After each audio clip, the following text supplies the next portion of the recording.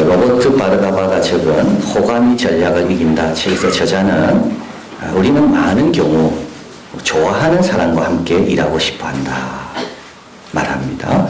호감이 가는 사람과 함께 일하고 싶어하는 겁니다. 결점이 있겠지만 일단 좋아하게 되면 그 결점은 얼마든지 덮어진다는 겁니다. 호감도가 높은 정치인은 선거에서 이기게 되어 있습니다. 유권자들은 머리보다 마음에 따라 움직이기 때문입니다. 유권자들은 마음으로 투표하는 거지 머리로 투표하지 않는다는 거. 머리를 움직이기 전에 먼저 마음을 움직여야 된대. 호감을 얻지 못하면 아무리 좋은 정책을 내놓아도 유권자들은 투표하지 않는다는 거. 의사의 경우도 마찬가지인데요. 환자가 소송을 제기하는 경우는 의사의 실수보다는 의사와의 관계 때문이라는 거예요. 소송을 안 당하는 의사의 특징이 있대요. 실수를 안 해서가 아니라 환자와 보통 의사보다는 3분 정도를 더 보낸답니다. 시간을.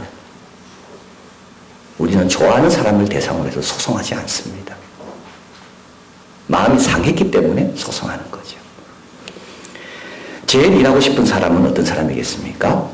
능력도 있고 호감도 가는 사람. 제일 일하기 싫은 사람은요. 능력도 없고 호감도 없는 사람.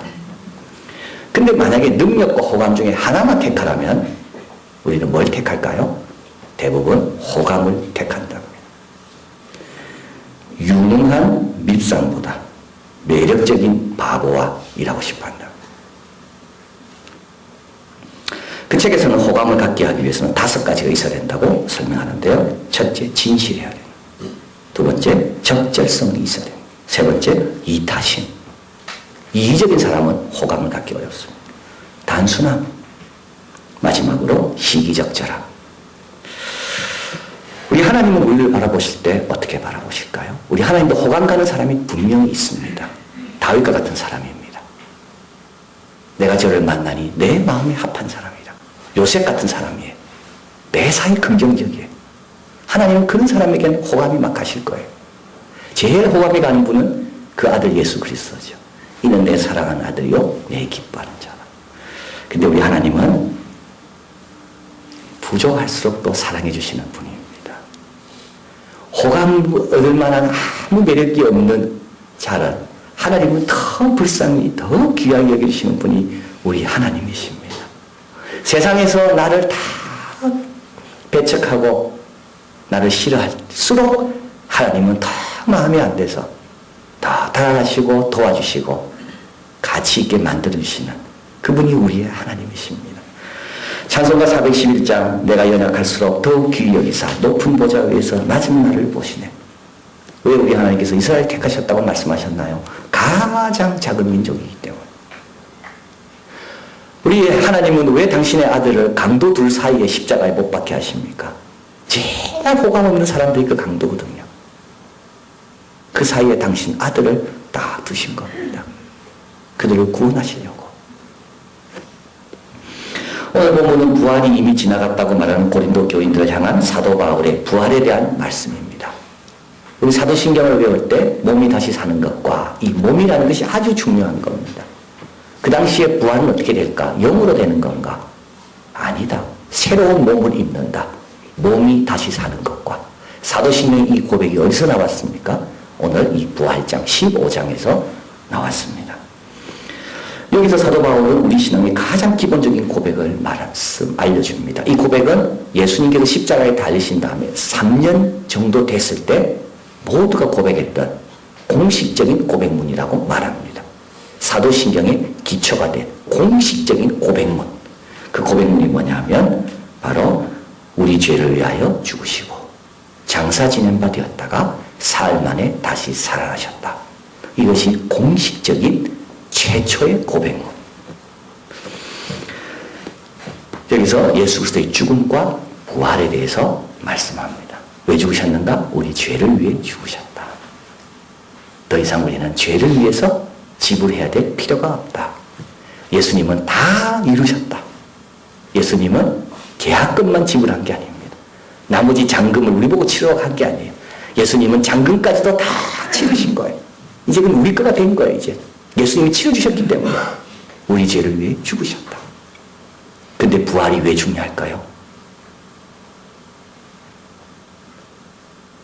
우리 죄가 치러졌음을 보여주는 것이 부활인 겁니다. 그분의 죽음은 다른 사람의 죽음과 다르다는 것을 보여주는 것이 부활입니다. 부활이 없다면 우리는 우리 죄가 어떻게 치러졌는지 잘 모를 거예요. 그러나 동시에 예수님이 부활만 하셨다고 해서 또 복음이 안 됩니다. 그분이 다시 산 게 우리에게 무슨 상관이 있습니까? 그분이 다시 산 게 우리의 중요한 이유는 우리의 죄를 위해 죽으신 분이기 때문에 그런 겁니다. 그래서 초대교회 성도들의 고백은 반드시 이 두 가지가 들어갑니다. 우리 죄를 위해 죽으셨고 사흘 만에 다시 살아나셨다. 그리고 그 살리신 그 영이 우리에게도 그 있다. 로마서 같이 한번 읽어볼까요? 로마서 4장 25절 같이 읽어봅니다. 예수는 우리의 범죄함을 위하여 내어줌이 되고 또한 우리를 의롭다 하심을 위하여 살아나셨느니라. 로마서 8장 11절 같이 읽어볼까요?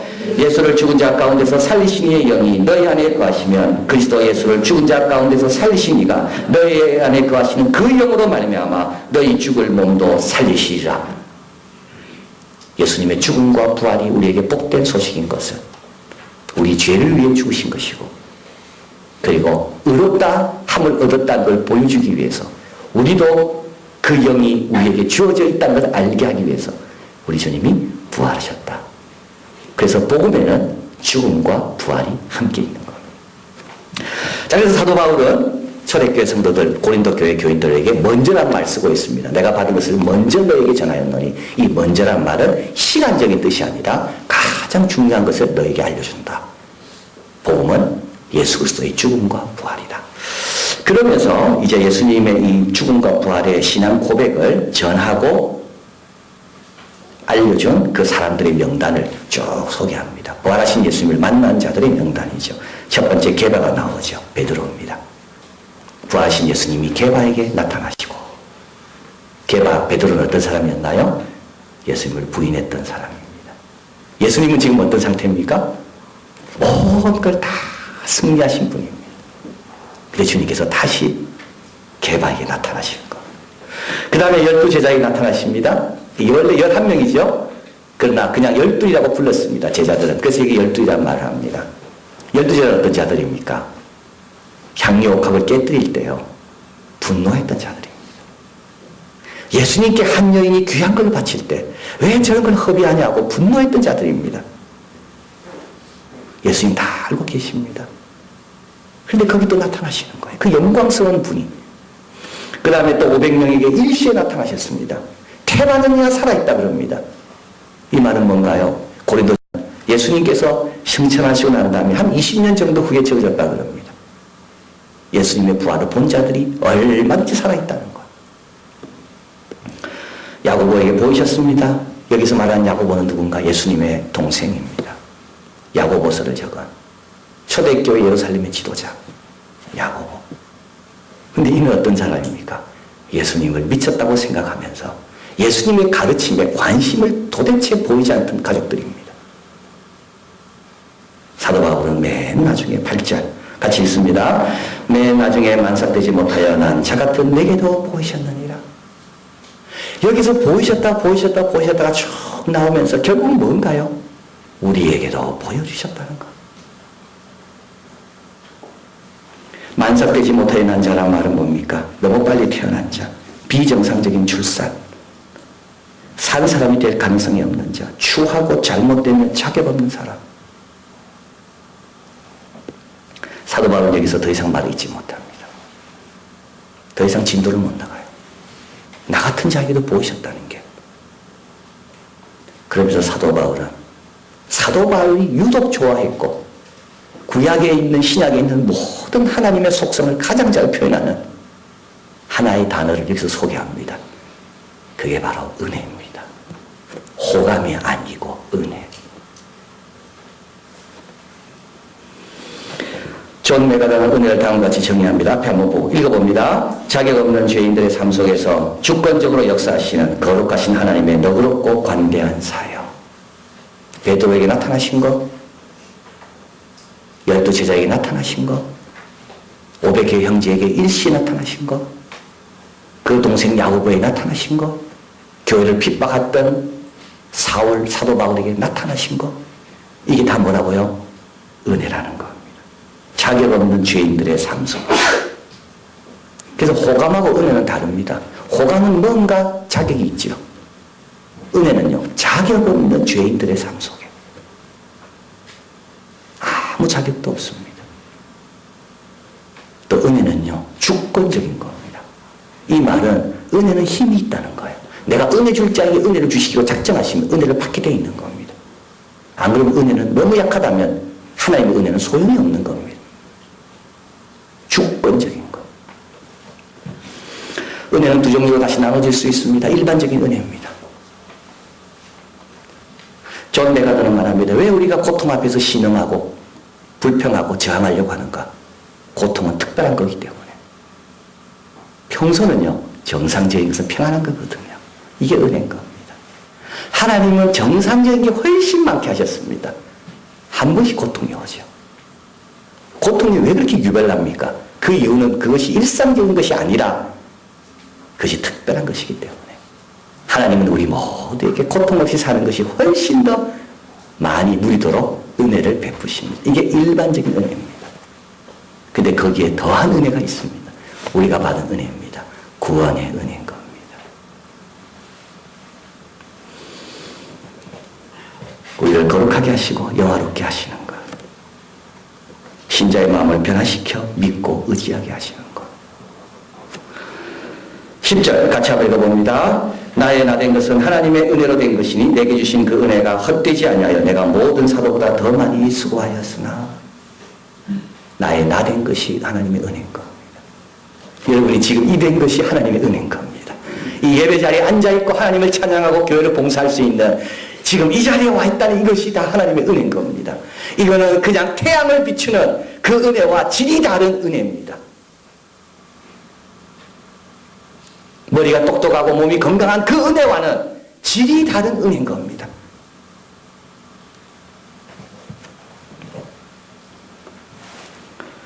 그럼 우리가 받는 은혜는 뭡니까? 사도 바울은 자기 은혜를 고백합니다. 나의 나 된 것이 하나님의 은혜다. 그럼 우리가 받는 은혜는요? 다시 복음으로 돌아갑니다. 자기 은혜에 대해서 막 이야기하다가 다시 원래 주제로 돌아갑니다. 그게 바로 11절입니다. 같이 읽어봅니다. 그러므로 내나 저희나 이같이 전파하며 너희도 이같이 믿었느니라. 자, 우리가 받는 은혜가 두 가지가 나오죠. 하나는 뭡니까? 그대로 누군가 전파해 준 것이 은혜라는 거예요. 내나 저희나, 내라고 다르게 전파한 것도 아니고 저희도 다르게 전파한 것이 아니라 내나 저희나 우리 모두가 다 예수 그리스도의 죽음과 부활에 대해서 더하지도 않고 빼지도 않고 그대로 너에게 전했다. 그대로 여기까지 와 있다. 이것이 은혜라는 겁니다. 많은 사람들이 유혹받았을 거예요. 이게 한국 문화와 한국 토양에 예수 그리스도의 죽음과 부활이 그대로 적용될까? 많은 사람들이 흔들렸을 거예요. 사람마다 배경이 다르고 환경이 다르고 여건이 다른데 예수 그리스도의 부활과 복음이 십자가가 그들에게 어떤 효과가 있을까? 근데도 그들은 흔들리지 않고 너나 나나 똑같이 받은 그대로 그걸 전했다는 것. 그것이 우리에게 은혜라는 것.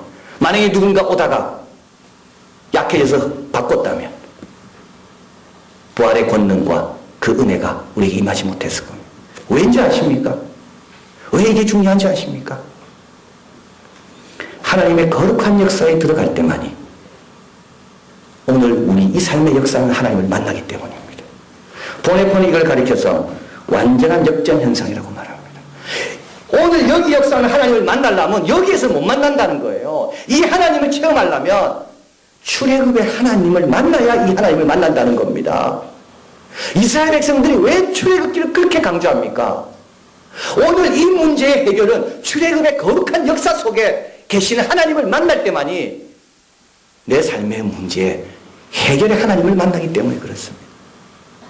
이것을 역전현상, 완전 역전. 나의 오늘 이 문제는요, 예수 그리스도의 십자가로 내가 들어갈 때만이 오늘 여기 문제의 해결을 받는 겁니다. 예수 그리스도의 부활의 능력을 믿을 때만이 오늘 이 어려운 문제에 대한 해결을 받는 겁니다. 보네폰은 말합니다. 내가 나의 구원을 발견한 장소는 나의 삶의 역사가 아니라 오직 그리스도 예수의 역사 속이다. 한번 따라해 보겠습니다. 나의 구원을 발견할 장소는 나의 삶의 역사가 아니라 오직 그리스도 예수의 역사 속이다. 참 중요한 내용입니다. 여러분이 갖고 있는 모든 고민과 숙제와 답답함이 어디서 해결됩니까? 여기서가 아닙니다. 어디로 들어가야 됩니까? 십자가로 들어가야 되는 거예요. 이게 십자가의 능력이고 십자가의 지인 겁니다. 근데 누군가 이걸 변화시켜서 우리에게 줬다면 우리는 어디로 갈 데가 없는 거예요. 나나 저희나 이같이 전파하면 어느 누구도 여기에 더하거나 빼지 않았습니다. 본인의 체험이 아무리 크고 아무리 놀라워도 여기에 더하거나 빼지 않았습니다. 환경과 여건이 다른 사람을 대상으로 한다 할지라도 그 사람에 맞추어서 더하거나 빼지 않았습니다. 왜냐하면 그 삶의 문제는 어디서 해결된다고요? 예수 그리스도의 죽으심과 부활의 속에서만 해결되기 때문에 얼마나 감사한지 몰라요. 지난주 조한 목사님의 설교를 들었잖아요. 영국 웨일즈에 있는 목사님의 설교의 말씀이나 우리가 여기에 듣는 말씀이나 다 같은 거예요.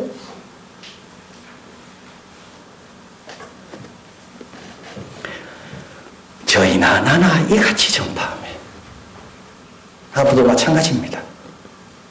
인간적인 생각으로 인간적인 나약한 어떤 그런 마음으로 변화시키면 역사는 안 일어나는 것. 은혜를 체험할 수가 없는 것. 우리가 받은 은혜는 뭡니까? 그대로 여기까지 와 있다는 게 은혜인 겁니다. 또 한 가지는 그걸 믿는다는 게 또 은혜입니다. 2000년 전에 개바가 믿었던 것, 2000년 전에 야고보가 믿었던 것을, 2000년 전에 사도 바울이 고백했던 것을 동일하게 나도 고백하고 있다.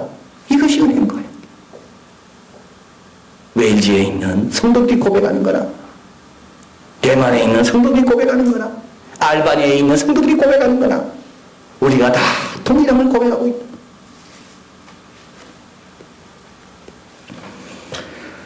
그런데 이런 은혜를 헛되이 할 수가 있습니다. 고린도 교회처럼요.